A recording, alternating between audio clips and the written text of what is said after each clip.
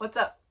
I thought it would be fun to do a full tour of our little remodeled camper and how we did everything. And I've had a couple people ask for tips for remodeling, and it can't really be summed up because it was quite a process. So I'm just gonna go over every single thing we did and how and where we got everything. And yeah, I hope it's helpful and fun, and hope you enjoy it. So starting outside, we put skirting all along the bottom, all around it for the winter to help with warmth and just insulation. There's our propane that heats our water, and on cold nights we turn it on for the furnace to heat the whole house. And yeah, this is the outside. We have a little cubby under the bed right here that we keep some stuff in. And then Tyler built this lovely front porch for us. Summertime is fantastic because we can keep shoes out here. In the winter, it was a real process to do everything because we have no mudroom, obviously. We would just come in soaking wet, and we would have a bunch of towels spread out. We would have our boots. We would throw shoes in the back to dry by the furnace, but it's really nice in the summer to just have shoes out here and nothing in here. Here is the front door. There's our garden out there. The front door probably looks the most unfinished because we just haven't done any trim yet, but we're gonna put a border around it and along with around on the floor. We have our lovely trash can here and what we call the dump bucket, which is just where our composties go. And we kept all of the light switches because I just didn't want to go through the trouble of buying new ones. Next, we have our little hooks. I got a package of these off Amazon. I've never shopped on Amazon more in my life, and it made me crazy, but gotta do what you gotta do. And they're fantastic. We have our curtains. I got that idea off of Pinterest. We have a picture that Tyler took in Thailand. Just little strips of leather, little screws, dowels. And this fabric is blackout fabric from Amazon. It's super ugly on the other side, but I didn't really know what to do to combat that problem. So they are what they are. And we only have them in the bedroom right now. I don't know if we're gonna use the rest of the fabric to make more. I think I'm kind of over it, and we might go about the rest of our curtains a different way. In the winter, we put this plastic on, and it's coming off. But we put this plastic on to help with warmth, and we were getting a ton of condensation in the window, so it helped there not be condensation. It actually worked so well. We also put it on this one, and it's just been really, really nice. We kept it on for the summer because it helps with insulation. So it's awesome. And here is the bedroom. I made these little curtains, just nails, leather that I found at a store downtown. We've got both of our closets on each side of our bed, little tables. Tyler made these wonderful little bedside areas with some beautiful wood. And then we've got our headboard. He also made that. These lights that we bought off of Amazon as well, and I really like them. A little thing right there. And all my junk. We got little rugs by our beds. This is the emergency exit, I believe, but I often just leave it open for ventilation. This is a picture of Vandal that I did a long time ago. It was hanging here, but it fell off. All of our command hooks failed after like 6 months. Here's my plant. It has gotten cut down, and now it's trying to refigure itself out. I don't know what I'm doing with plants. Tyler made this trim and this little shelf. I think it looks so nice. We also ran into some crazy water damage. It was pretty bad all along this wall. Honestly, there was a little bit of mold back there. We found some squish in the ceiling over here, and then all the way in the back, pretty much this whole, okay, door, corner was like gone. It was just black. It was disgusting. Tyler ripped it all out. Garbage. Fluffy.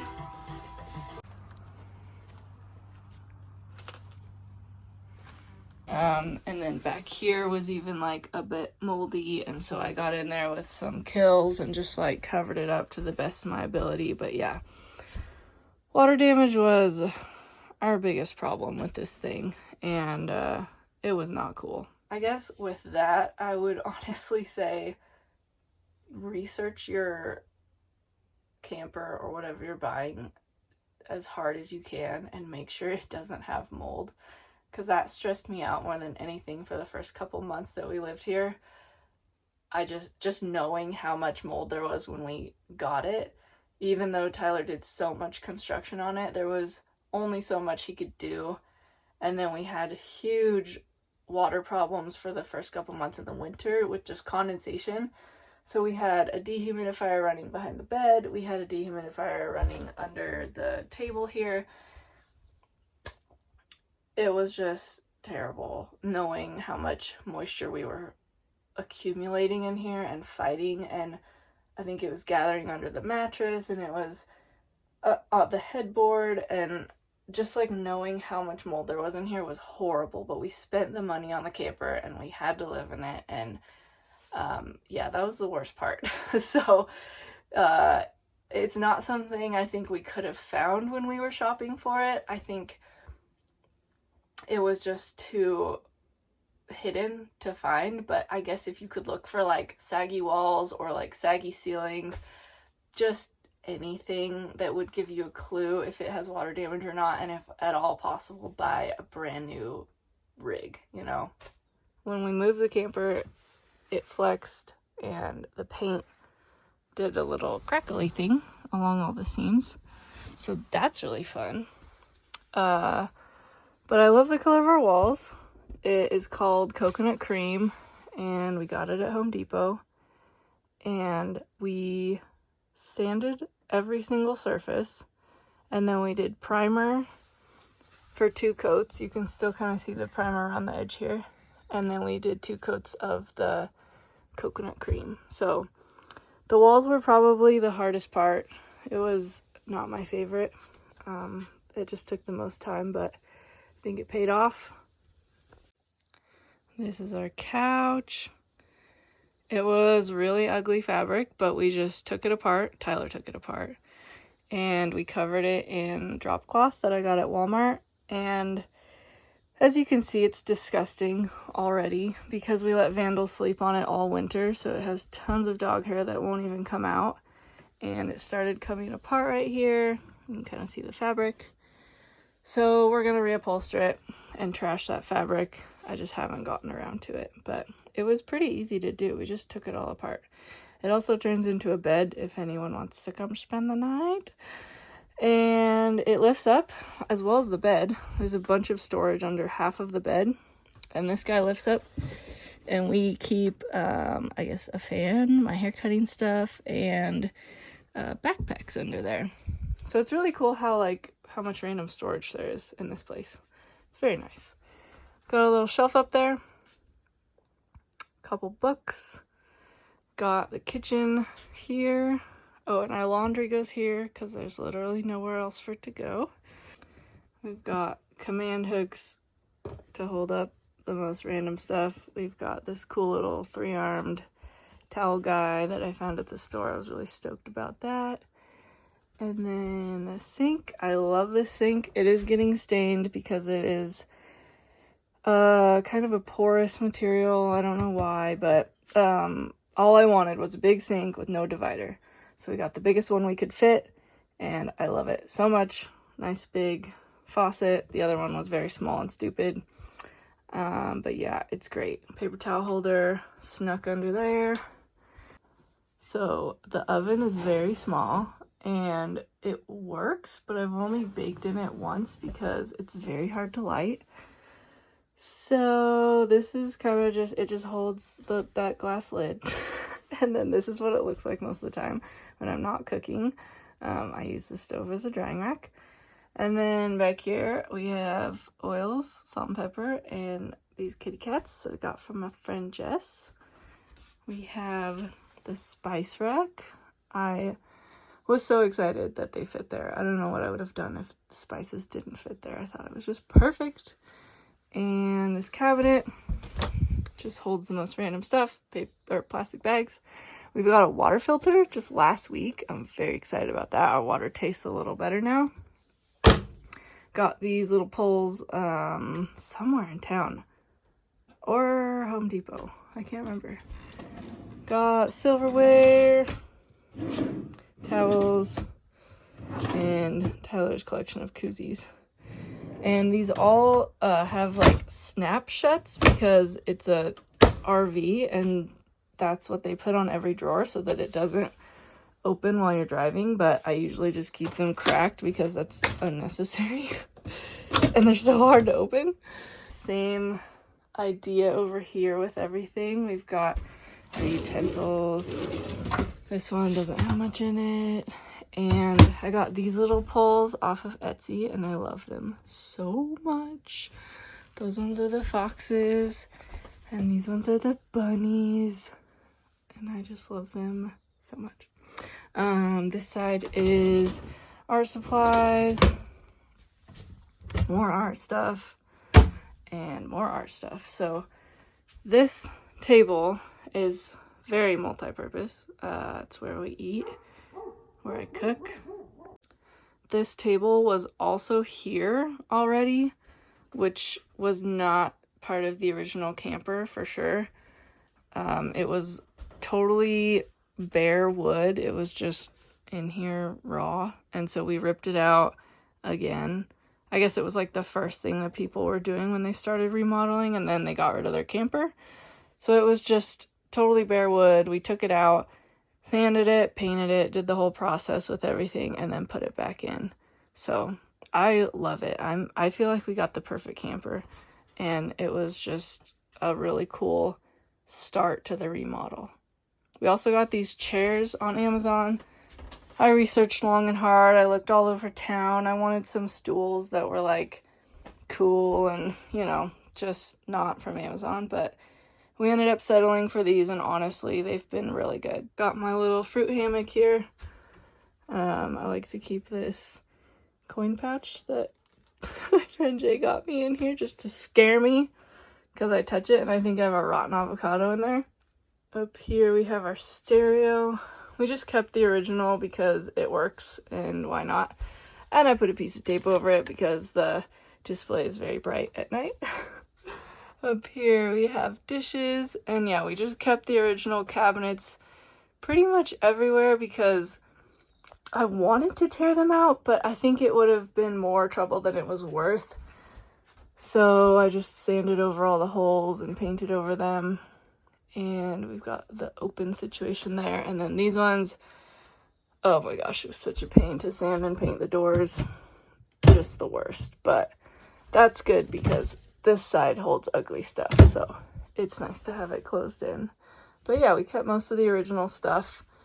And I think it was a good idea. We got this wallpaper from loveanddesign.com. And it was really, really fun and really, really hard to choose because you can change the colors on every single design, so just endless possibilities. Up here, toaster, blender, butter, knife. We actually have 2 knives, but that's all. Pot, all that stuff. And another light there. We have a lot of these lights, which are really cool. They're touch, and they have blue. So those are really fun. Tyler got those off Amazon. And we have the fridge. We did a whiteboard. That was one of my first ideas. I was like, Tyler, we're buying whiteboard material and we're putting it in the fridge. And it was a super huge pain. We had to tear off this bit and then it didn't want to go in. It was just not good. But we got it in there. He got it in there. Here's the fridge. Honestly, it's like big enough. Sometimes it's a bit of a struggle, but it does the job. Freezer. So last is probably, oh, the bathroom too. And then this back room. It is our pantry. Our cast iron wall. Love that.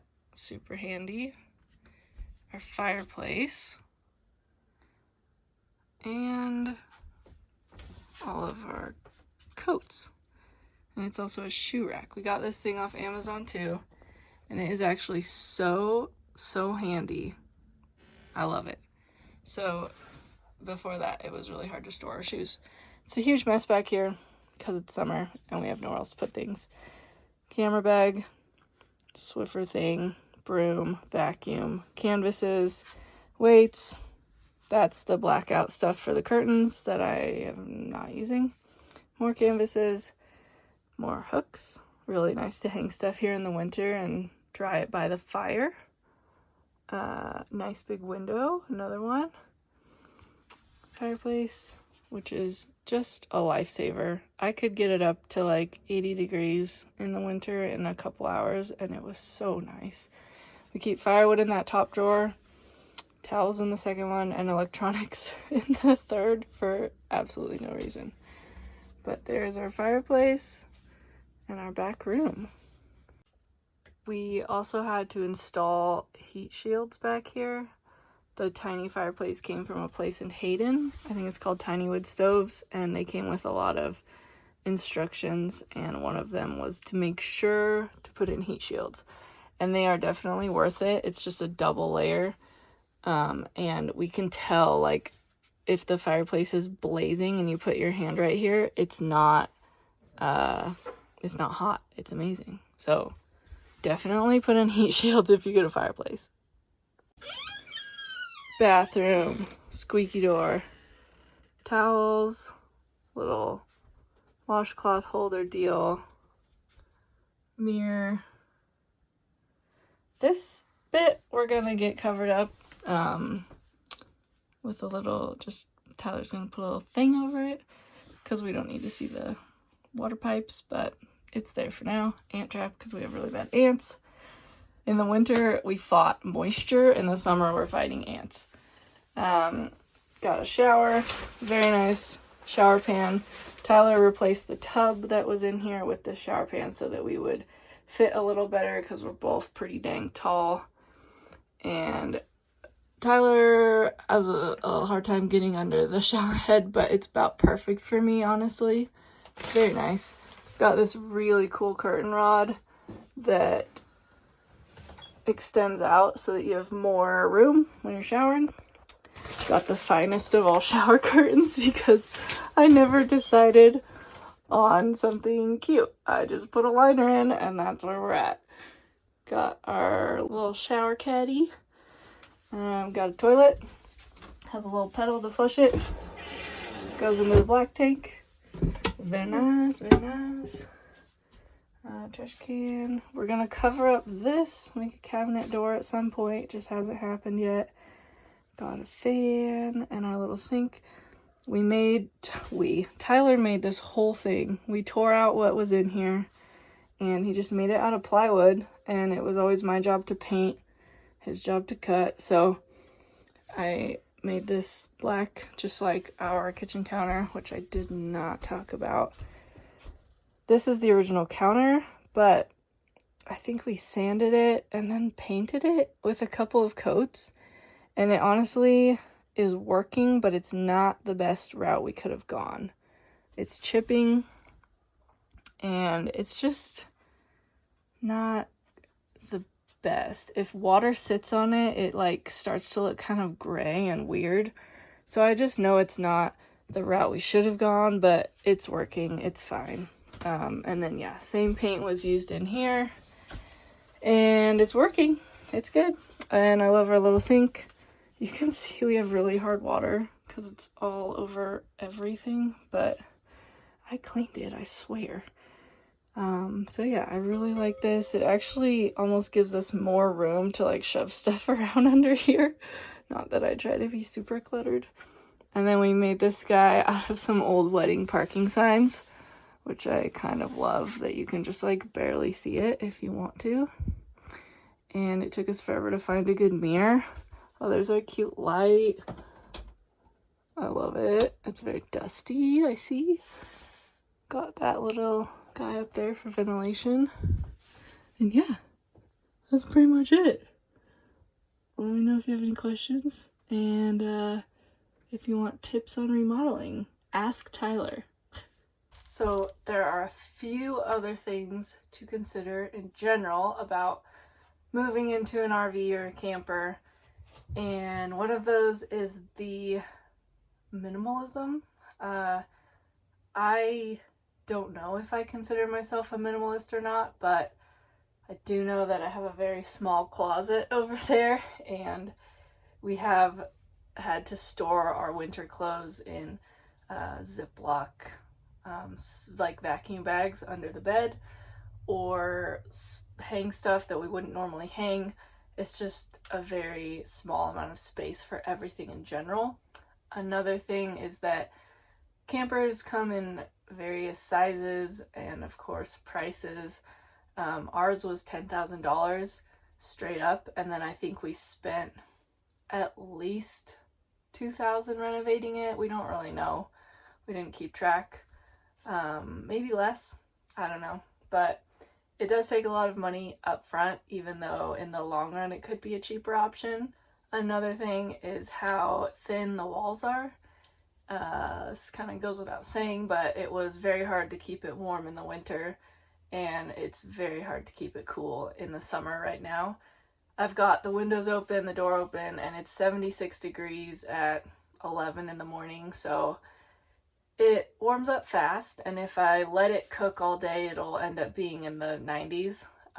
But we do have an AC unit. It's just incredibly loud and not incredibly effective. It does work, but it's just not my favorite thing to sit and listen to, and it's really slow. So I'll run it for a while and then I'll turn it off, and just haven't quite figured out how I want to do summers yet. Winter was almost better because I could get a fire cooking in the morning, and it would just keep this place really cozy all day if I just fed it every hour or two. So it was very nice.